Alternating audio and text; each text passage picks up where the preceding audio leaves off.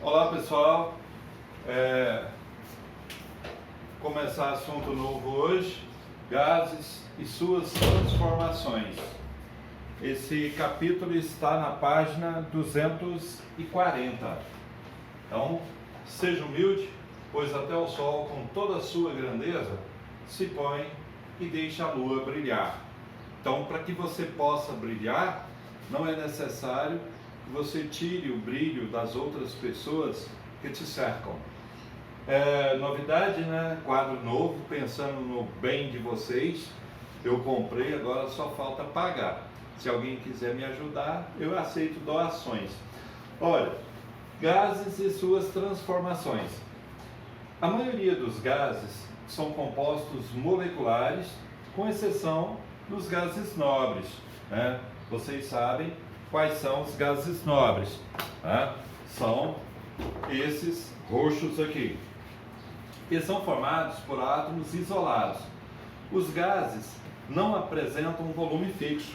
Claro, os gases, eles ocupam o volume todo do recipiente em que ele está. Se você enche um balão de forma, né, oval, ele vai adquirir aquela forma. Se você enche um balão daqueles compridinhos, ele vai adquirir aquela forma, e assim por diante. Então os gases, eles têm grande liberdade de movimento e se chocam umas moléculas com as outras em todas as direções e sentidos. Tá? Todos os gases são miscíveis, ou seja, eles se misturam. Então os gases, eles são misturas sempre homogêneas, em uma só fase, tá bom? Olha, as partículas dos gases se movimentam de maneira desordenada, né? Como eu já disse, em todas as direções e sentidos. Então a força de interação entre suas moléculas é desprezível, assim como o volume ocupado por elas. Então, continuando aí,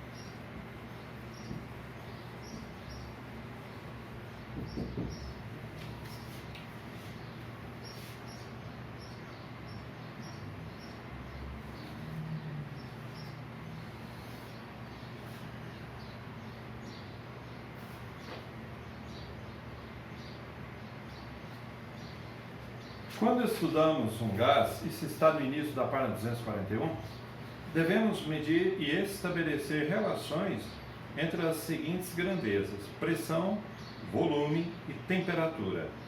A quantidade de matéria que é indicada pelo número de mols. Então, variáveis de um estado dos gases.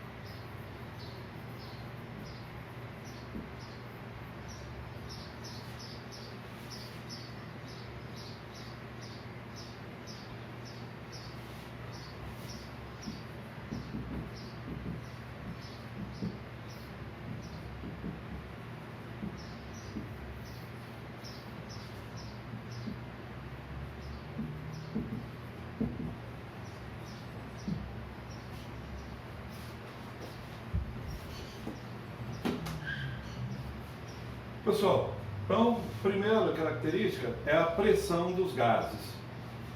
Relação entre a força exercida na direção perpendicular, né, sobre uma dada superfície e a área dessa superfície. Então, aqui nós temos essa pequena forma. O que acontece? Quando você tem uma grande força em uma pequena área, a pressão ali vai ser alta.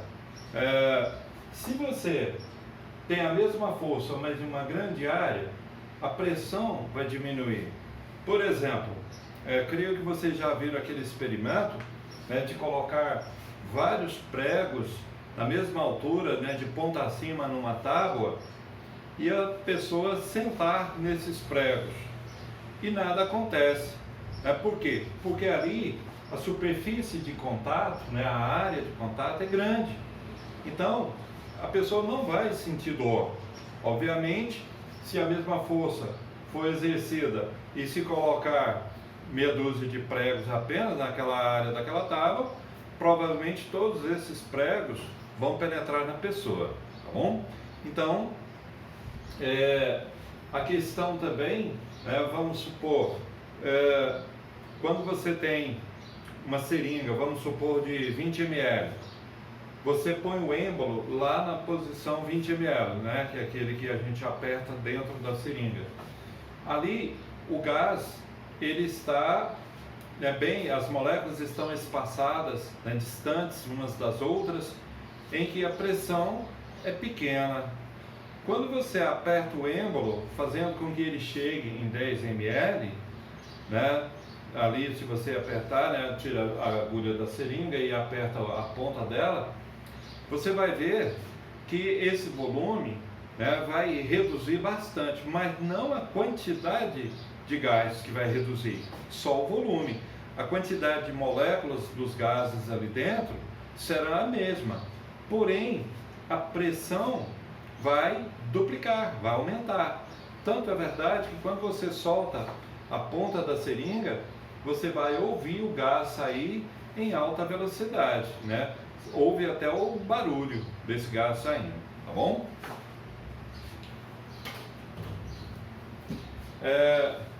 Então, vou fazer uma leitura aqui a respeito disso.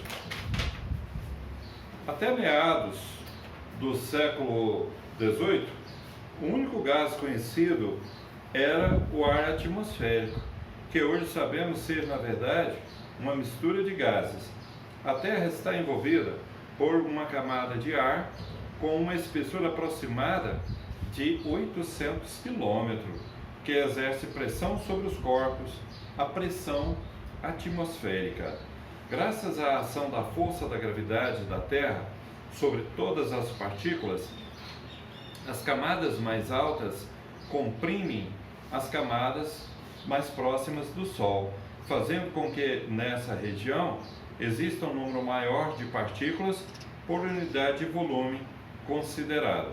Assim, a pressão nas regiões mais baixas, ao nível do mar, por exemplo, será a maior possível, correspondendo à pressão da atmosfera, ou seja, pressão de uma atmosfera, um ATM.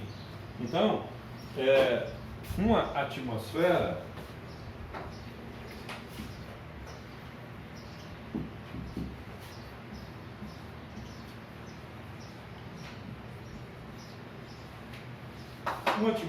corresponde a 760 milímetros de mercúrio, ou 76 centímetros de mercúrio. Bom, para vocês entenderem bem essa questão da pressão, uma vez eu estava vendo uma reportagem da revista Super Interessante. Lá eles traziam uma matéria dizendo que existe ar, né, a uma altura máxima em torno de 14 quilômetros acima da Terra. Passado dessa altitude, vem a região de vácuo, né? Vácuo, ausência de matéria, de gases, de tudo, né? Bom, acontece que, para vocês entenderem, quanto maior a altitude, menor é a pressão atmosférica, menor a temperatura de ebulição, por exemplo, da água. Quanto mais baixa a altitude, maior a pressão atmosférica, maior é o ponto de ebulição da água. Então, ao nível do mar, vamos supor ali na praia de Copacabana, a pressão atmosférica ali é de uma atmosfera e a água tem um ponto de ebulição de 100 graus Celsius, ou seja, a passagem do estado líquido para o estado de vapor da água é 100 graus Celsius. À medida que vai subindo, esta massa de ar vai diminuindo. Por quê? Ao nível do mar, todo esse peso do ar, podemos dizer assim, né, esses 14 quilômetros de ar que tem, estará sobre a pessoa.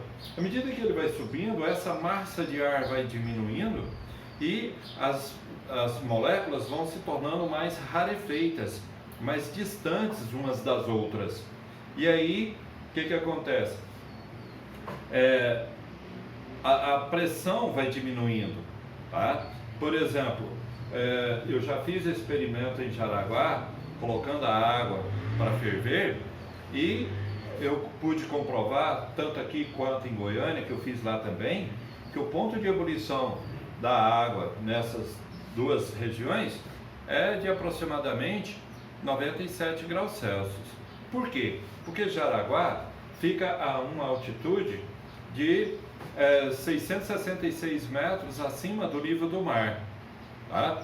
Se você subir, vamos supor, lá em La Paz, na Bolívia, que fica a uma altitude de 3.840 metros acima do nível do mar, o ponto de ebulição da água é 80 graus Celsius apenas.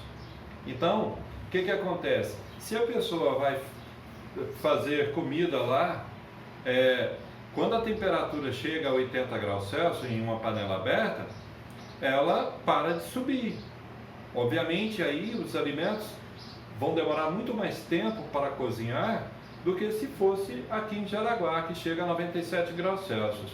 Obviamente, né, numa panela de pressão convencional das antigas, a temperatura interna, a partir do momento que a água entra em ebulição, é 110 graus Celsius. Por isso que o alimento em uma panela de pressão cozinha muito mais rápido do que numa panela aberta.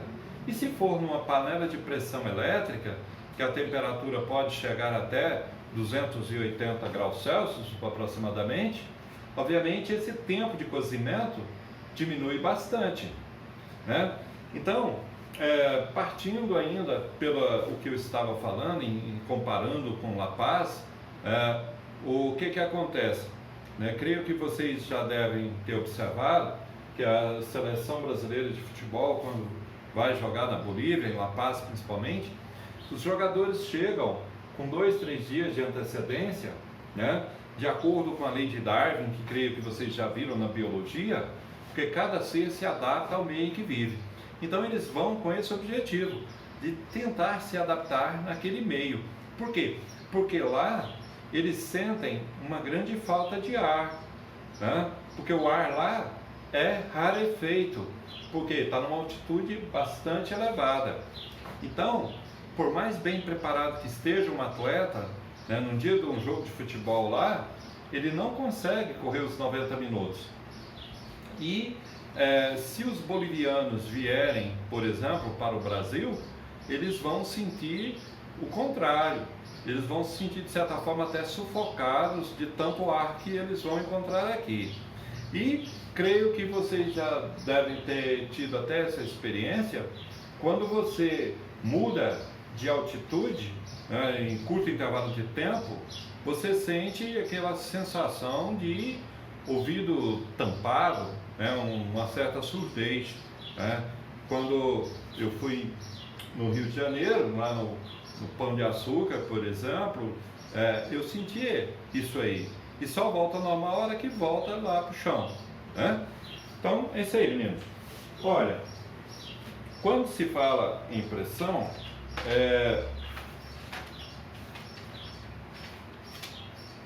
nós temos aqui a hipertensão.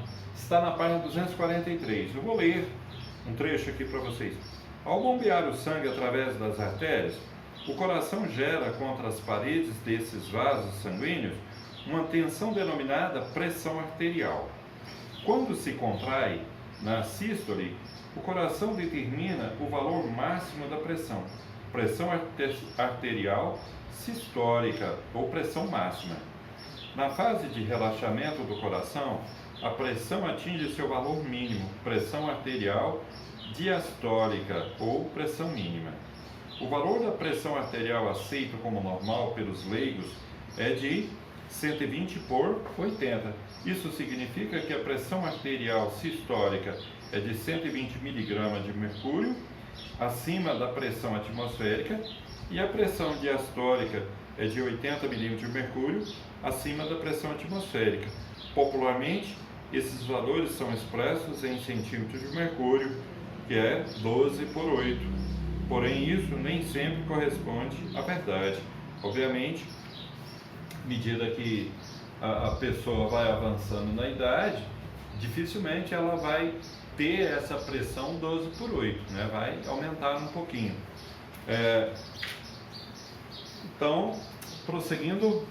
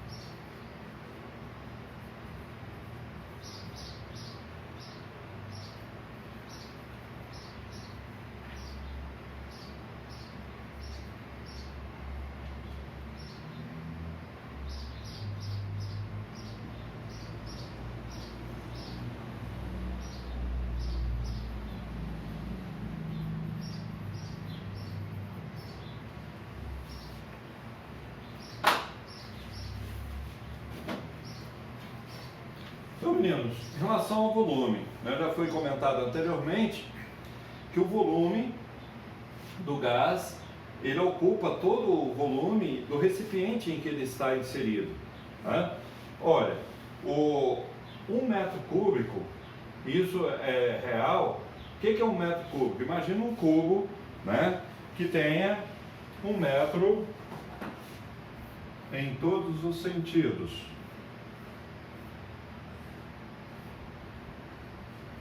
Certo? Então 1 metro aqui, ó. Por que é 1 metro cúbico? Porque para você calcular o volume disso aí, vocês ainda vão ver na matemática, é A, B, C.